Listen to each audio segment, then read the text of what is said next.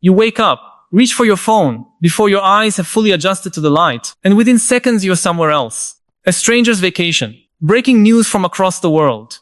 A heated argument between people you'll never meet. Another opinion telling you who you should become. Before your feet even touch the floor, your mind is already crowded with voices that aren't your own. Then, sometime later, perhaps while driving home, standing in line at a grocery store, or staring out a window after another exhausting day, a strange feeling appears. It's difficult to describe. Your life looks normal from the outside. You have responsibilities. People know your name. You have memories, routines, and plans. Yet something feels strangely distant, as if you're watching yourself live instead of actually living.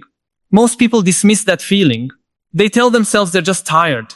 They need a vacation, maybe a new job, a different relationship, a better morning routine, another productivity app. But the feeling always returns, sometimes quietly, sometimes like a storm. It asks a question that modern life has become remarkably good at helping us avoid. Who, exactly, is making the decisions inside your head? It's an uncomfortable question because most of us assume we already know the answer. We point to ourselves without hesitation. I decided. I wanted this. I chose that. The story feels obvious, yet history has a habit of exposing ideas that once seemed undeniable. There was a time when nearly every civilization believed the sun revolved around the earth. Entire cultures built stories around that assumption. It wasn't stupidity. It was simply the best explanation people had. Then reality quietly disagreed. What if something similar is happening inside your own mind? Not because you're weak, not because you're broken, because the human brain evolved for a world that no longer exists. For almost all of human history, your ancestors didn't spend their days scrolling through endless streams of information or comparing themselves to thousands of strangers before breakfast. They lived in small groups, where survival depended on noticing immediate threats, remembering social relationships, and responding quickly to danger. The brain that once helped detect movement in tall grass now reacts to notifications. The same circuits that once protected us from predators now become trapped by headlines, algorithms, and constant comparison. The environment changed faster than the mind could, and that may be one of the defining stories of our time. Long before cities touched the clouds and satellites circled the earth, human beings gathered around fires beneath unimaginably dark skies. Those fires weren't just sources of warmth. They were places where stories became reality. A child heard about brave hunters, powerful ancestors, protective spirits, and invisible forces shaping the world. Those stories weren't entertainment alone. They organized entire communities. They explained suffering. They created trust among strangers. Stories allowed thousands of people who had never met to cooperate. Kingdoms rose because people believed in shared myths. Money worked because people trusted symbols. Laws existed because enough minds accepted invisible agreements. Human civilization wasn't built from stone first. It was built from imagination. That doesn't make those stories false. It makes them powerful. Even today, your life depends on countless invisible ideas. Nations, companies, careers, credit scores, social status, brands. None of them exist in nature the way rivers or mountains do. They exist because millions of human minds continuously agree they matter. And perhaps the most influential story you'll ever believe is the one you tell yourself. I'm successful. I'm a failure. I'm confident. I'm behind. I'm not enough. Listen carefully to those sentences. Notice how easily they become facts. Yet there are often interpretations repeated so many times that they begin to feel permanent. Modern psychology has uncovered something remarkable about this process. The brain isn't simply recording reality like a camera. It's constantly constructing it. Every moment, billions of neurons predict what comes next. Your mind fills in missing information before you're consciously aware of it. It edits, it filters, it simplifies. It creates a coherent version of the world that's useful for survival, even if it's incomplete. In other words, you don't experience reality directly. You experience a carefully assembled model. That's not a flaw. It's how consciousness functions. But once you realize that, another possibility quietly emerges. If your experience of reality is partly constructed, how much of your suffering comes from the world itself? And how much comes from the story your brain keeps telling about it? Think about the last time someone ignored your message. For a few minutes, nothing actually happened. A phone remained silent. Then your mind began writing. They're upset. I must have done something wrong. They don't care anymore. Hours later, you discover their battery died. Reality barely changed. The story changed everything. This isn't rare. It's constant. Your mind is perhaps the greatest storyteller that has ever existed. It creates explanations almost instantly because uncertainty has always been expensive for survival. A fast answer, even an imperfect one, often proved more useful than endless hesitation. That ancient advantage now comes with a hidden cost. In a world overflowing with information, your mind still rushes to complete unfinished stories. Social media amplifies this tendency with extraordinary precision. You don't simply compare your life with another person's. You compare your ordinary Tuesday with someone else's carefully edited highlight reel. Without realizing it, your brain treats those images as evidence. Evidence that everyone else is happier, more successful, more attractive, more certain. But certainty itself may be one of the greatest illusions of modern life. Look back through history. Empires believed they would last forever. Markets believed they could never collapse. Generations believed they had finally understood human nature. Then everything changed. History rarely moves in straight lines. It bends, it surprises, it humbles. Perhaps that's why wisdom has so often begun with admitting uncertainty, instead of pretending to eliminate it.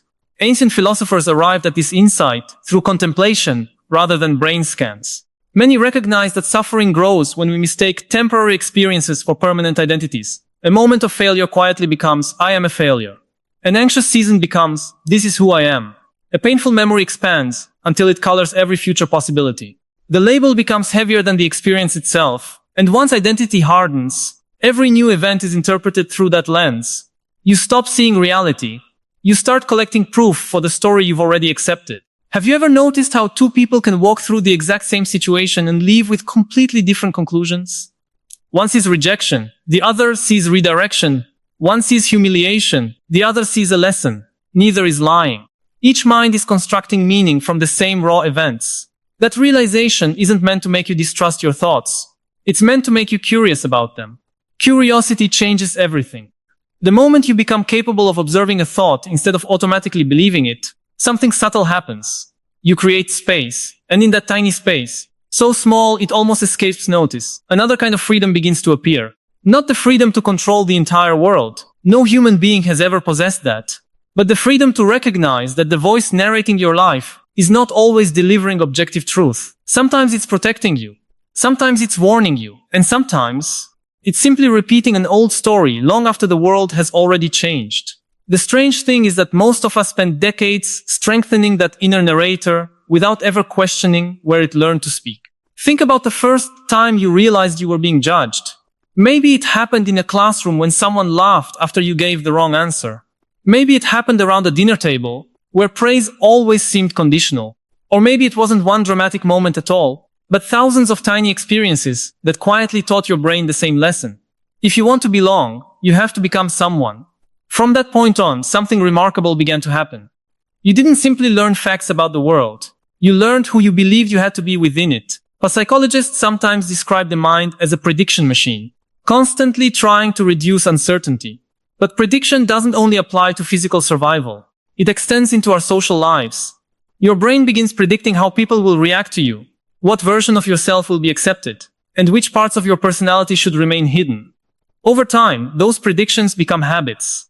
The quiet person stays quiet because speaking up feels dangerous. The perfectionist keeps chasing impossible standards because mistakes feel catastrophic. The people pleaser says yes before they've even considered what they actually want. Eventually, these behaviors become so familiar that they stop feeling like choices. They become identity. Yet history offers a fascinating reminder that identity has always been more fluid than we like to believe. Look back thousands of years.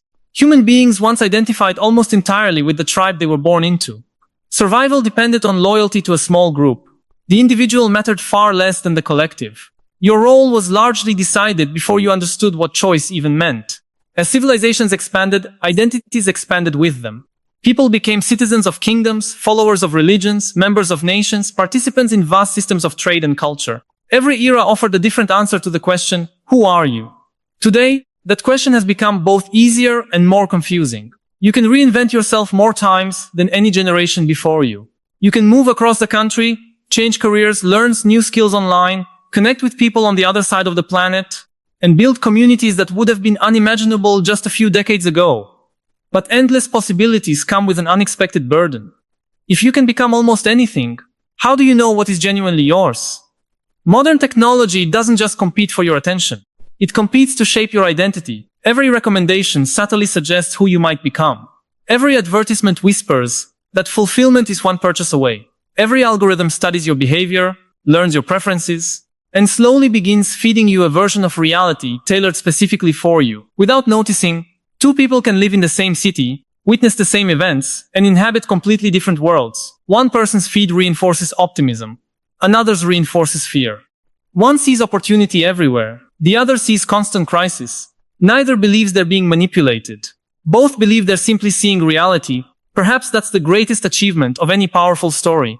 It becomes invisible. The ancient Stoics warned that the things outside our control could easily dominate our inner lives if we weren't careful.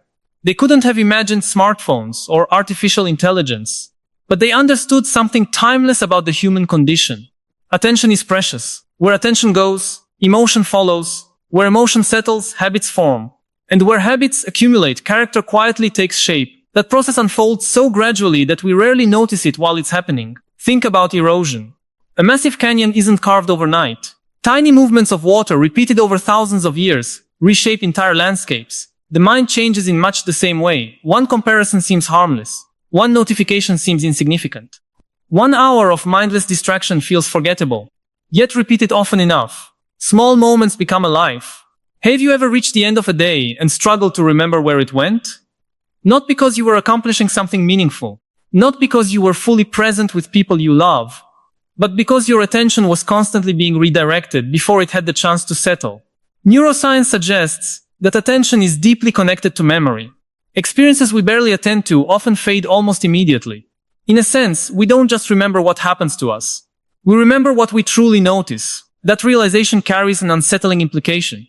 If your attention is continuously fragmented, parts of your life may pass without ever becoming fully experienced. You were physically present, but mentally somewhere else. Checking the next notification, planning tomorrow, reliving yesterday, waiting for something better to begin. And while your mind travels through time, life keeps unfolding in the only place it ever can. The present moment. This isn't a new insight. Across cultures separated by oceans and centuries, philosophers arrived at remarkably similar conclusions. They observed that human suffering often grows when consciousness becomes trapped in endless attachment to imagined futures or unresolved pasts. Not because planning is wrong, not because memory is meaningless, but because the mind has a tendency to mistake mental simulations for reality itself. Notice what happens before an important conversation. Hours before a single word is spoken, your heart begins racing, your stomach tightens, your breathing changes. Your body responds to an event that hasn't happened. The imagination is powerful enough to produce real biological consequences. That ability once helped our ancestors prepare for danger. Today, it often prepares us for scenarios that never arrive. This doesn't mean fear is irrational. It means the mind is incredibly persuasive. Perhaps you've noticed something else. Some of the moments you anticipated most intensely ended up feeling surprisingly ordinary. The promotion, the new apartment, the expensive purchase. The milestone you believed would finally make everything feel complete. For a little while, there was excitement. Then normal life quietly returned. Behavioral scientists have spent years studying this tendency. Human beings adapt with astonishing speed. Achievements that once felt extraordinary gradually become familiar. The emotional high fades, and the mind begins searching for the next destination. It's a remarkable feature of our psychology. Without it, humanity might never have continued exploring, inventing, or building civilizations. But without awareness, the same mechanism can trap us in an endless cycle of postponing happiness. I'll feel at peace when... Finish that sentence honestly. When I earn more. When I find the right partner. When people finally recognize my work. When I have enough saved. When life becomes less complicated. The destination keeps moving. Not because you're failing. Because the mind is designed to keep looking beyond the horizon. There is nothing inherently wrong with ambition. Progress has always depended on people reaching beyond what already exists. The danger appears when achievement becomes the only place where meaning is allowed to live. Then every present moment feels like a waiting room. Every accomplishment immediately gives birth to another requirement. Every victory becomes yesterday's news. What if fulfillment isn't something waiting at the end of your timeline? What if it depends, at least in part, on the quality of your attention while moving through it? That question isn't asking you to abandon your dreams. It's asking something much more challenging. Can you pursue the future without sacrificing your ability to experience the present? Can you build a meaningful life without constantly postponing the feeling of being alive? Those questions become even more urgent as artificial intelligence grows more capable. Machines are becoming increasingly skilled at tasks that once defined human expertise. They can analyze information, generate ideas, recognize patterns, and automate work at astonishing speed. This naturally raises a deeper question. If intelligence alone is no longer enough to distinguish us, what remains uniquely human? Perhaps it has never been intelligence by itself. Perhaps it is awareness, the capacity to observe our own minds, to recognize when fear is writing the script, to notice when ego is demanding applause, to pause before reacting, to choose, however imperfectly, what deserves our attention. No technology can make that decision for you. No algorithm can experience your inner world on your behalf. And maybe that's where the next chapter of this story truly begins. Not with mastering the outside world, but with rediscovering the one place we spent our entire lives inhabiting, yet so rarely stop to explore. There is a quiet irony hidden inside almost every human life. We spend years learning how the world works, yet very little time learning how the mind that experiences that world actually operates. We learn history, mathematics, language, and technology. We master careers. We memorize procedures. We become experts in systems built by other people. But the one instrument through which every joy, every heartbreak, every ambition, and every fear is filtered often remains a mystery. Maybe that's why some of the wisest people in history weren't remembered because they had all the answers. They were remembered because they kept asking better questions. Not how do I control everything, but what is actually within my control? Not how do I eliminate uncertainty, but how do I live wisely in the middle of it? That shift may seem small. In reality, it changes almost everything. When you stop expecting life to become perfectly predictable, you stop treating every surprise as a personal failure. When you stop demanding certainty from yourself, you become more willing to learn. When you stop believing that every emotion deserves immediate obedience, you discover that feelings can be experienced without becoming your identity. That doesn't remove pain. It transforms your relationship with it. Consider how often we confuse discomfort with danger. A difficult conversation feels threatening. Trying something new feels unsafe. Being misunderstood feels unbearable. Yet the nervous system often reacts to social uncertainty with the same urgency it once reserved for physical survival.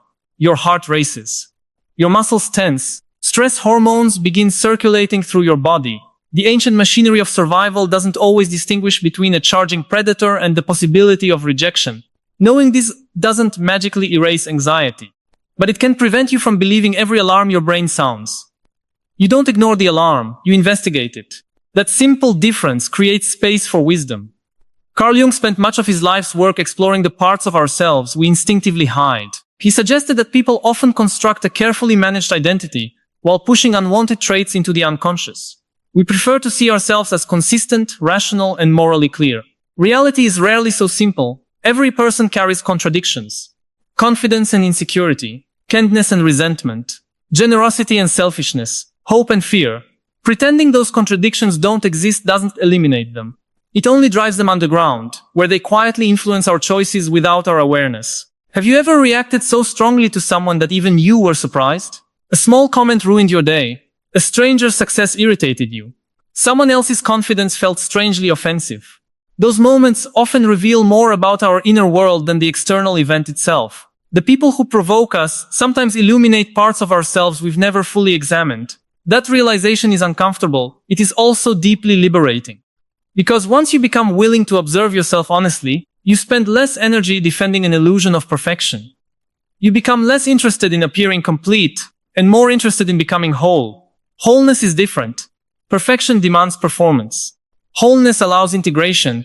It recognizes that maturity isn't the absence of weakness. It's the ability to acknowledge weakness without letting it quietly govern your life. Perhaps that's one reason genuine wisdom often feels calm rather than dramatic. The loudest voices usually promise certainty.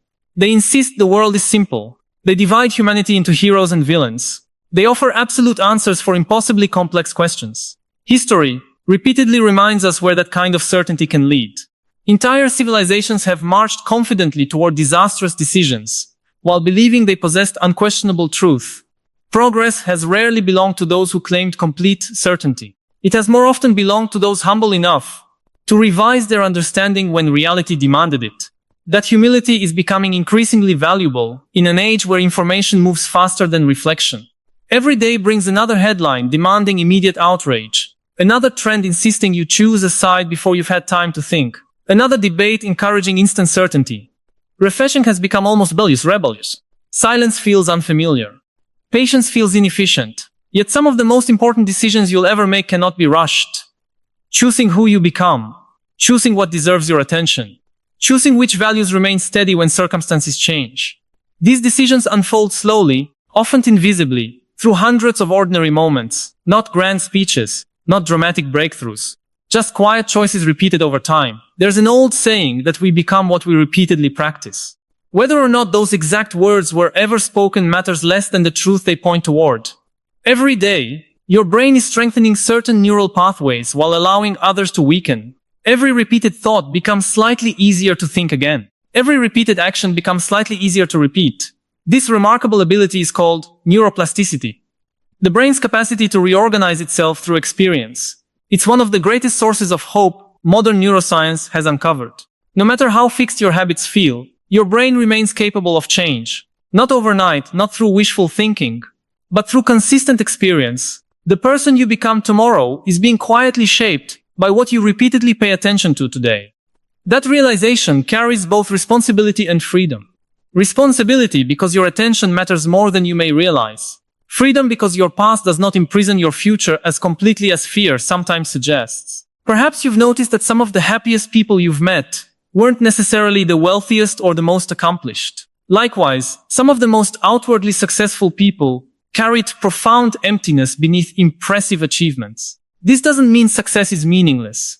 It means success and meaning are not identical. One can support the other, neither guarantees the other. Modern culture often encourages us to optimize everything. Our schedules, our bodies, our finances, our productivity. Even our relationships can begin to resemble projects requiring constant measurement. But not everything meaningful can be optimized. Wonder cannot. Love cannot. Presence cannot. A sunset doesn't become more beautiful because you photographed it perfectly. A conversation doesn't become more meaningful because you multitask through it efficiently. Some experiences reveal their value only when we stop trying to extract value from them. Children understand this instinctively.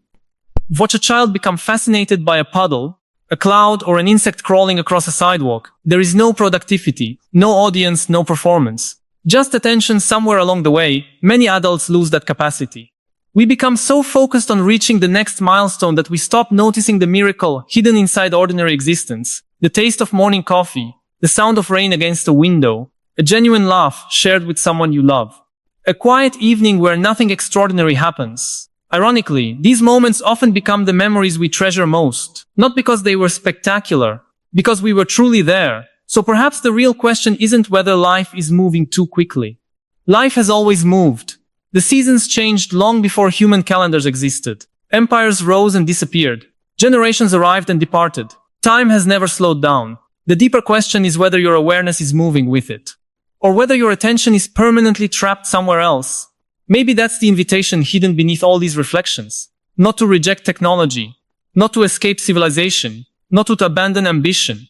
But to remember that none of those things should replace the experience of being conscious.